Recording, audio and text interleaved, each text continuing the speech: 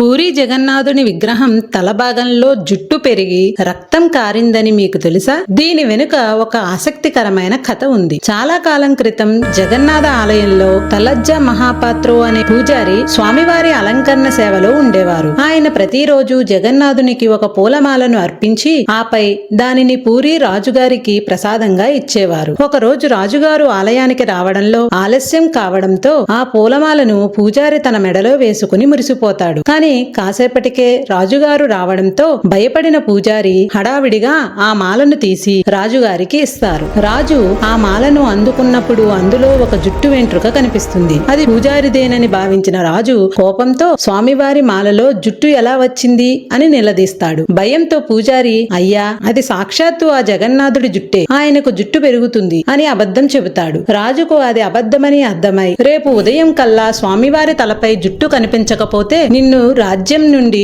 వెలివేస్తాను అని ఆజ్ఞాపిస్తాడు. దిక్కుతోచని స్థితిలో పూజారి ఆ రాత్రంతా ఏడుస్తూ తనని కాపాడమని జగన్నాథుణ్ణి వేడుకుంటాడు. మరుసటి రోజు ఉదయం రాజు ఆలయానికి వచ్చి చూసేసరికి విగ్రహానికి రత్న సింహాసనాన్ని తాకేంత పొడవైన నల్లని ఉంగరాల జుట్టు ఉంటుంది. రాజు అది నిజమైన జుట్టా లేదా నకిలీదా అని పరీక్షించడానికి ఒక వెంట్రుకను లాగుతాడు. అప్పుడు విగ్రహం తల నుండి నిజంగా రక్తం కారుతుంది. ఆ దృశ్యం చూసి రాజు నివ్వెరపోయి తన తప్పు తెలుసుకుంటాడు. ఈ వీడియో మీకు నచ్చినట్లయితే లైక్ చేసి కామెంట్ లో జై జగన్నాథ అని కామెంట్ చేయండి. మీకు ఈ వీడియో నచ్చినట్లయితే లైక్ చేయడం మాత్రం మర్చిపోవద్దు. మరిన్ని వీడియోస్ కోసం మన ఛానల్ ని సబ్స్క్రైబ్ చేసుకోండి.